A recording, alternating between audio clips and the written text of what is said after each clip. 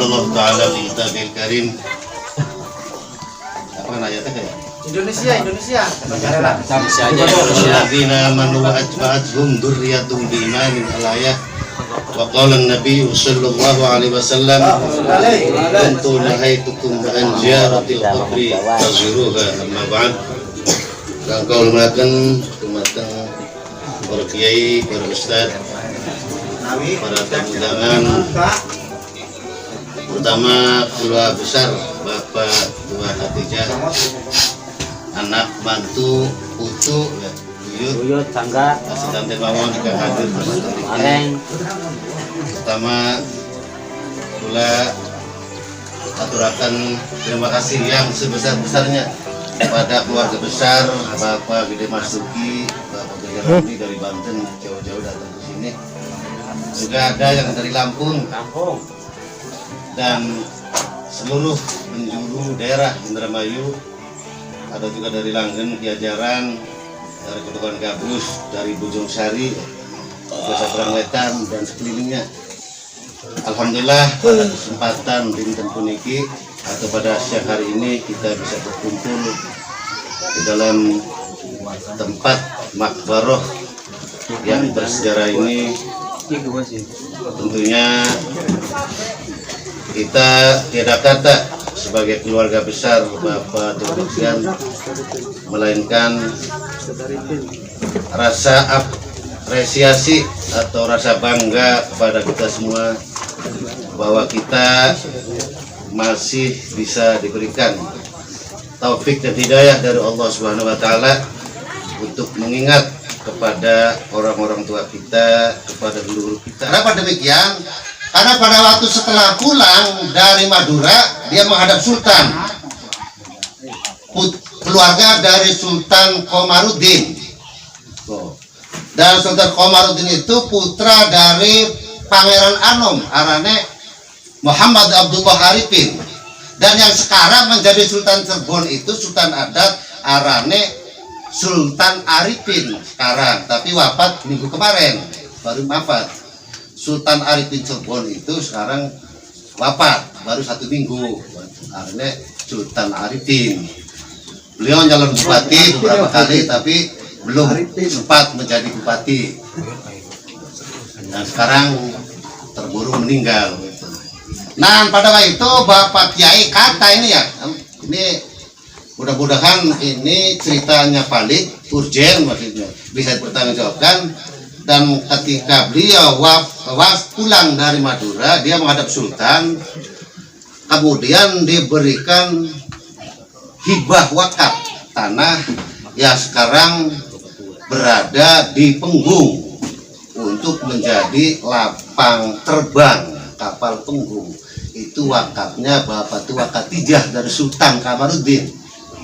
Konon katanya ini cerita sohibil hikayahnya almarhum Bapak Gede Kholil. Ini kalau kuburannya kah?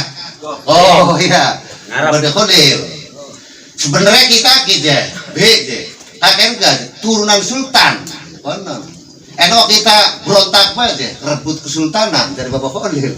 Siapa yang pengen mendirikan negara Islam di Jawa Barat tidak berhasil, ditipu. Nah, tadi makanya dari Langen itu pergi ke Bongas itu sebenarnya mencari tempat yang cocok untuk menjadi sebuah perguruan atau pesantren. Maka dari Langen pertama singgah ke patrol bertemu dengan Kiai Abdul Jalil, mertuane Kian Bapak Kiai Muslim, Bapak ini Bijaroh. Bapak Bijaroh akhirnya perkirakan ini akan menjadi wilayah ramai, wilayah kota, tidak cocok untuk pesantren. Jadi pindah ke Anjatan dulu. Dan Anjatan pun diperkirakan satu saat ini akan menjadi kota ramai, maka ditinggalkan lagi. Dan sekarang tempat itu menjadi masjid besar Anjatan. Kemudian pindah lagi ke wilayah Wanguk. Sohibil Hikayah masih teringat di dalam pikiran kita, hati kita, yaitu DKM Masjid Wanguk, arane Pak Dzulqarnain. menceritakan bahwa masjid ini tanah sejarahnya tinggalan dari Bapak tua Khadijah. Masjid baru nggak pasar kah? Karena akan diperkirakan menjadi kota, maka pindah sebelah timur, arahnya Kedung Wungu. Kedung Wungu persis di gedung tingkatnya Bapak Rohmat, bos kayu tua, besi tua, Burble, bos Rongsok, Haji Rohmat kah, si paling sugih kah? Jauh kesini kok ya. Oh, kunku tanah itu hibah dari Bapak tua kepada anak angkate, anak akon-akone magede tas, boke Kang Sudin, Samsudin, tuh kun. Jadi anak kakek kuan. Jadi tanahnya diperkirakan ini akan menjadi kota lama, tinggal lagi, ditinggal tanpa dibeli, tanpa dijual. Oh, ditinggal. Bahkan dihibahkan kepada anak angkat lah ya. Arane Bikarni.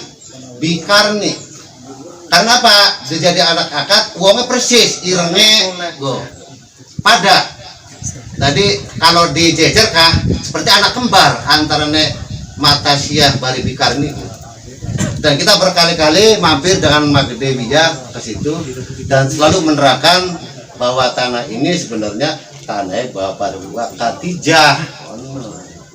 Mumbai dibahakan kita dianggap sebagai anak angkat karena kita bentuk pis rupanya sama dengan anaknya Bapak tua Khadijah yang nomor 4 ya kan nomor 4 akhirnya Magede Tasya Bapak Kang Samsudin akhirnya ditinggal langsung ke sini.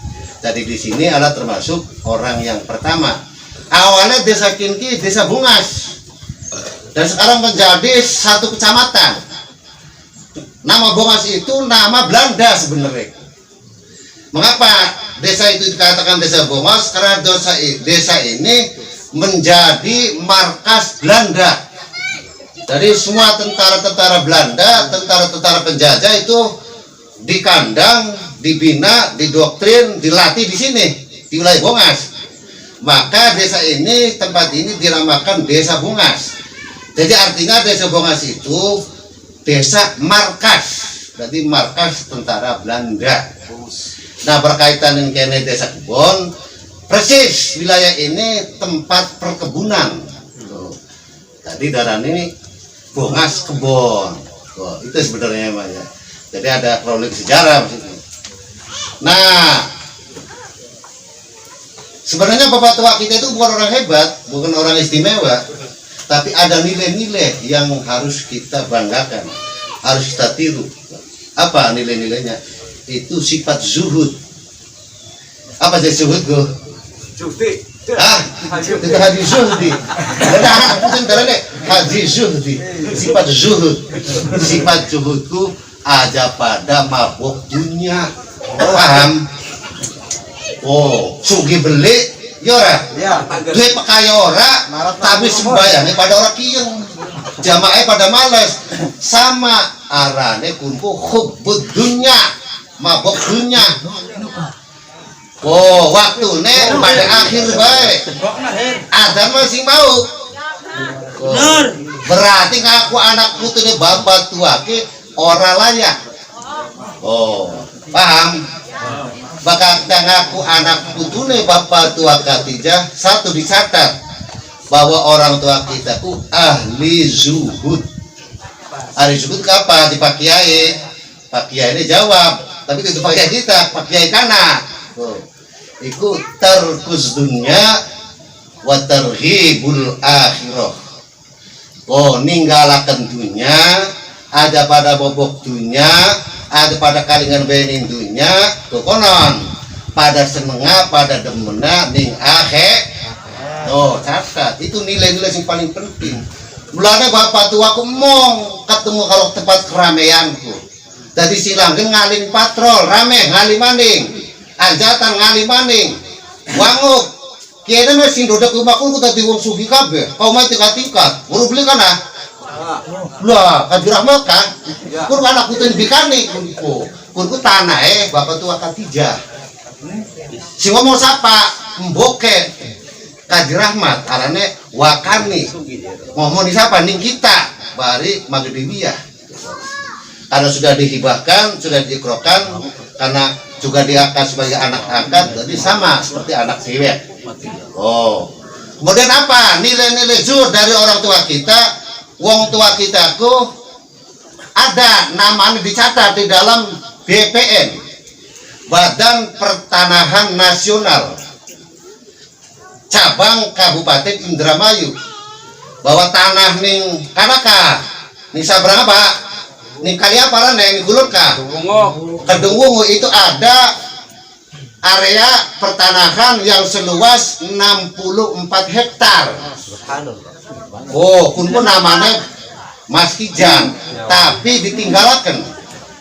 Tuh. Ngali bedes titik. Juhud. Karena zuhud.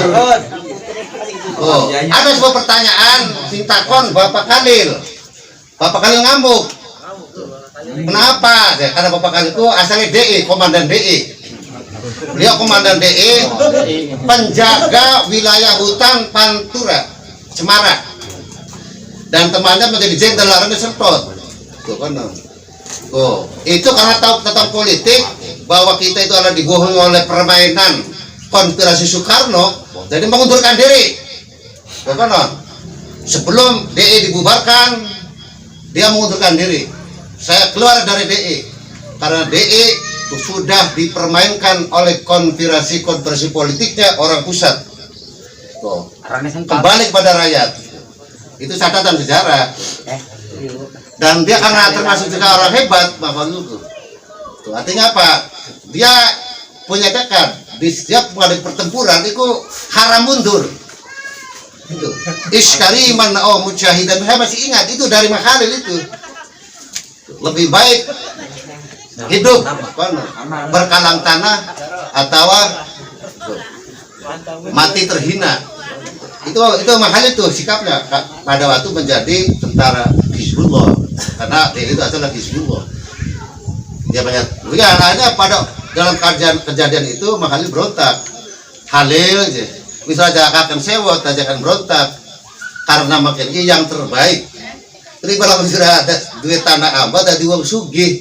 Kok anak siraku aja masa kelalena, masa ilinga ibadah.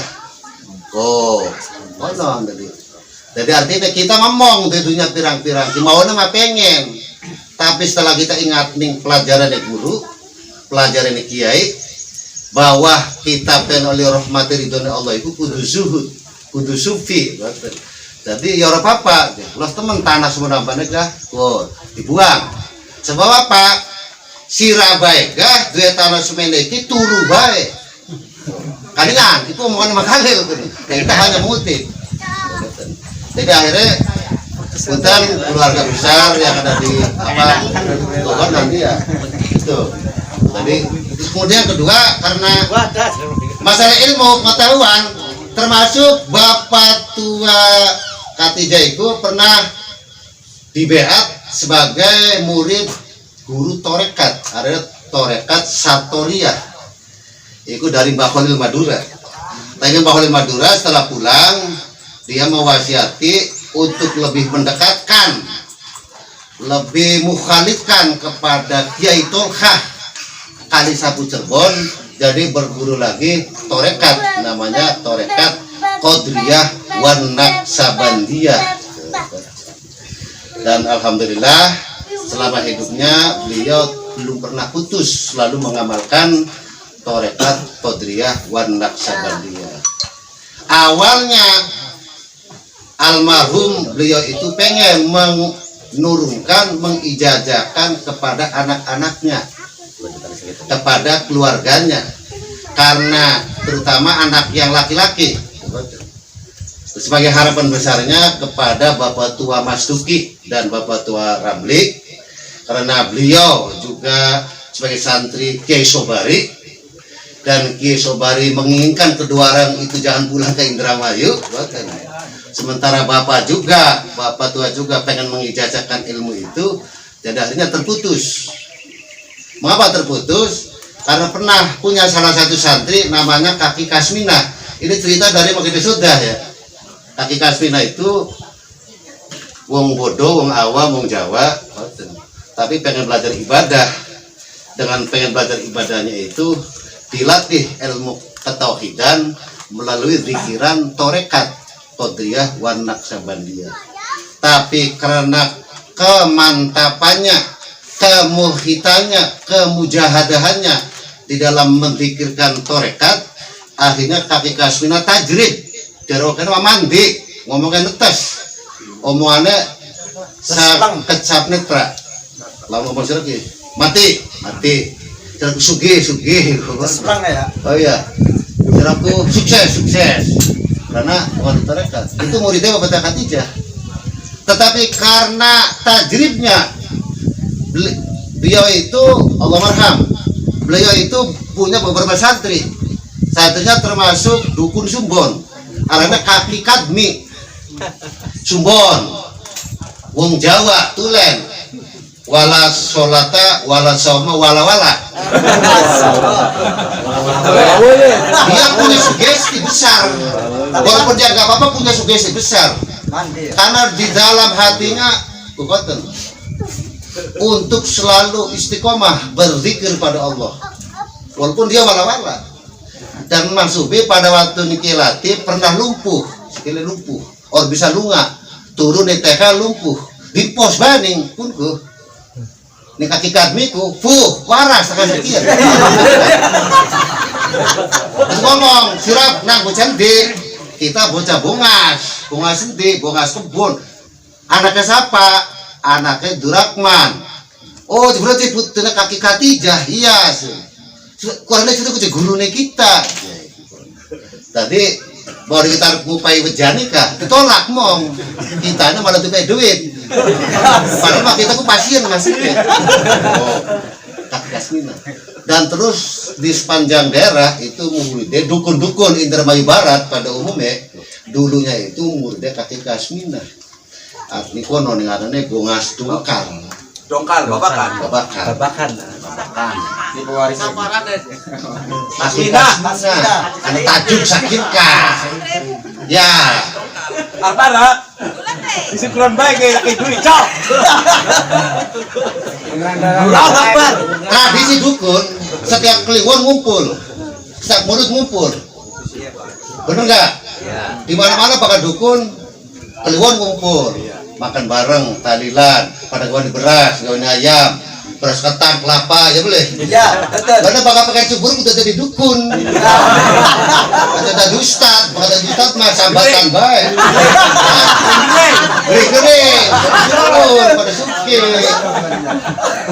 Beras, ya boleh. Beras. Juhud.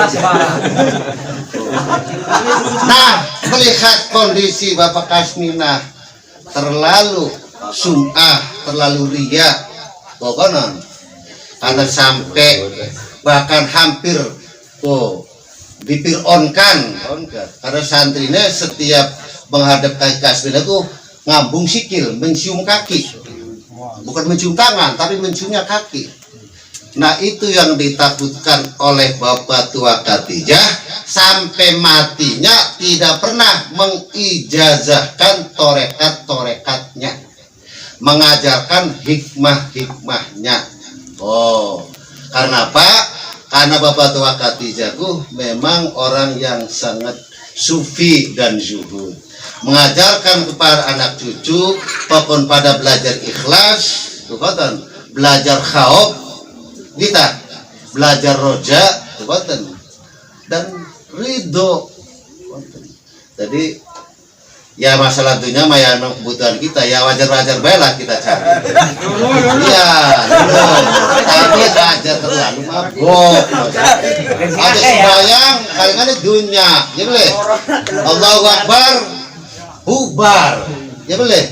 Ya ada sampai kan lu, ya kira-kira tetap ketika kita Allahu Akbar, inna sholatakum sakanul lahum, bahwa sholat kita yang akan menenangkan jiwa kita, sholat kita yang akan merahmati badan kita, sholat kita yang akan memberkahi kita. Amin. Amin ya Rabbal. Itu saja simpulan dari cerita itu. Tadi kesimpulan bahwa Tua Khadijah itu perjalanannya adalah lebih cenderung kepada uzlah dan zuhud. Jadi menyendiri dari keluarga sebenarnya untuk keturunan sultan. Sebenarnya mah karena apa? Sempat diberikan hibah oleh kesultanan tanah wakaf yang sekarang menjadi lapangan terbang di Penggung Cirebon. Oh, betul. Untuk membuat pesantren. Karena beliau tawadhu kepada temannya Ki Ban Yamin, maka diberikanlah kepada Ki Ban Yamin yang sekarang menjadi tanah keraton, betul. Dan memiliki adat tersendiri, betul. Dia memilih kemenyanggrahan jarang jaman. Tadi uzlah bahasanya, mendiri musafir mencari tempat-tempat kekuatan. Tapi harapan besar dari cerita tersebut bahwa tempat ini supaya menjadi daerah yang religi. Apa religiku? Ramadan. Daerah agamis, wongnya pada sembahyang kabeh, pada kiang ngaji kabeh, ajak kelalen karo Gusti. Atine sing pada aja pada sir. Kalau dulu tukar boy. Dia boleh kena. Berarti dulu anak putune Bapak Tua Khadijah. Bapak Tua Khadijah mah tanah empat di jaluk tunggal los baik ikhlas. Oh, paham? Oh. Ya gampangan. Mulanya gampangan. Kemudian yang kedua, Bapak Tua Khadijah mentradisikan kawinku gak dodo karo utek-utek baju sepaso baik. Tunggal putu, iya. Tunggal buyut, Bapak Tua Khadijah ku kelakuan itu. Perilakunya maksudnya apa? Pengen menjaga silsilah keturunan nasab. Maksudnya apa? Itulah mengutamakan an-nasab bi'aun, maksudnya ibarat wadah. Dulu tentu lama turunan wong sejerkah. Bukatan mengolin mundalan, bukatan wong anak wadon brojolan, bukatan. Ada sampai maksudnya. Itu paling penting. Ini langgurnya tunggal putu. Ini Bojosari tunggal putu. Ini kayak nega pada baik tunggal. Putu. Mau kita kasih rata badek ya. Kalau di kono bu. Di Juhud Ya, itu. Pahlawan berjuang. Itu paling penting itu uzlah syukur.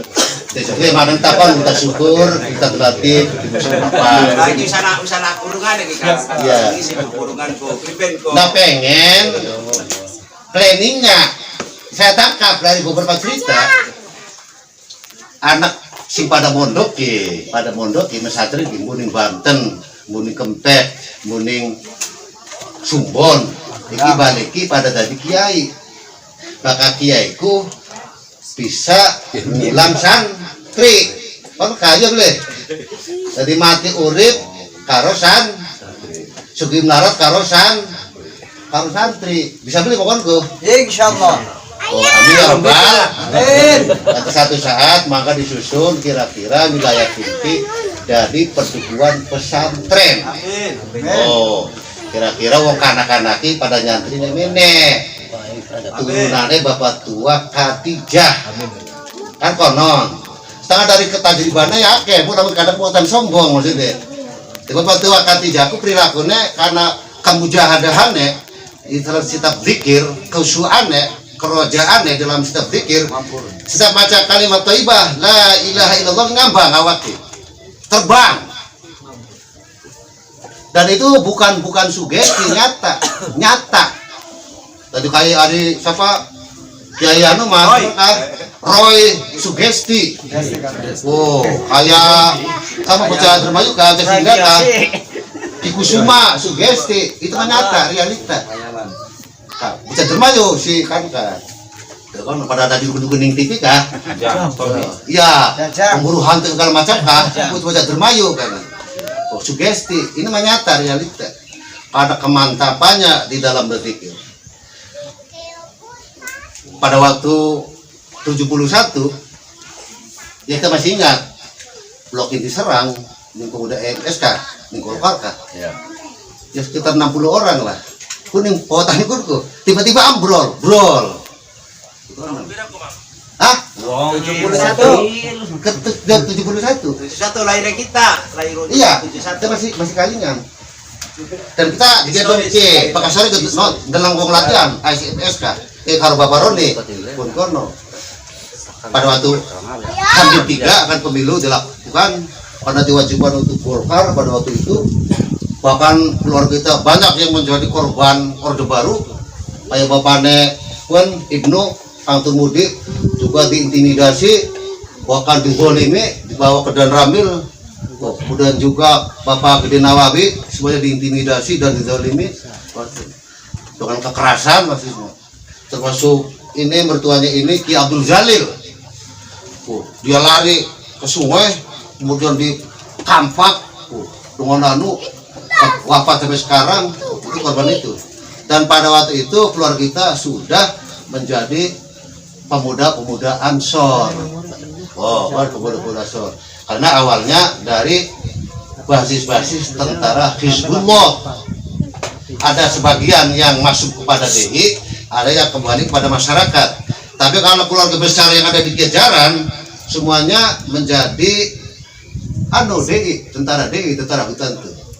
Bahkan di Indramayu menjadi tentara DI yang paling kuat. Sudah satu saat lagi diproklamirkan akan menjadi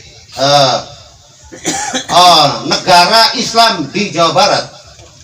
Itu semuanya tentara-tentara DI dikawal oleh orang tua-tua kita dulunya. Termasuk Bapak Khalil dan Bapak Murtala yang ada di Kejaran, termasuk juga Ki Sulaiman, itu termasuk orang-orang sakti. Termasuk juga Bapak Taib, bukan Bapak Taib ini, Komandan DI, Bapak Danu, Bapak Maulani, itu semuanya diberikan ilmu-ilmu hikmah oleh Syekh Abdul Rahman. Karena Syekh Abdul Rahmanku adalah mendapat ijazah dari Mbah Khalil Torakate Sataria. Syekh Abdul siapa? Syekh Abdul Rahman bin Sarmidi Ibnul Jabali. Jari Ibrahim nyebutnya Kitarmidi Belandongan Gunung Lindu. Yang diamalkan Bismillahirrahmanirrahim dan kalimah La ilaha illallah. Silsilahnya dari mulai Mbah Khalil sampai ke Kiai Asnawi Caringin, Imam Nawawi Banten, dan juga Syekh Khotib Wahid Banten, itu semuanya lengkap. Karena orang-orang itu adalah tokoh-tokoh spiritual di tanah Jawa. Tokoh-tokoh spiritual di tanah Jawa. Kalau Madura yang masyhur adalah Ki Khalil, kalau di Cirebon ada Ki Tohal Kalisapu, kalau di Banten Kiai Asnawi Caringin. Murid dari Kiai Khotib bin Wasi, dan itu torekat yang sama digunakan oleh wong tua kita. Ya Pak Kapenuruh, ya ijazah jadingin, perlu damalakan. Karena syaratnya untuk mamalah itu puasa 40 hari. Kalau perempuan bisa dicicil 7 kali, ping 7. Allahumma ajid mujizana Abdurrahman Baurakso bin Yamin bin Sarmidi Ibnul Jamali bi Ruhul Kudus wa Ruhil Amin, bla bla bla bla, dan seterusnya. Jadi ya silakan kita ijazah ke dia sama saja, tapi bakal kita pengen munasabah karena kita tidak pernah mendapatkan ijazah dari orang tua kita, tapi ada ijazah amalan yang pernah diamalkan oleh orang tua kita. Dan Syekh Abdul Rahman itu sekarang sedang viral dibicarakan oleh setiap para habaib, termasuk yang patilasannya di Kejaran, termasuk juga ada di perbatasan Indramayu Majalengka, kuburannya semuanya mengklaim bahwa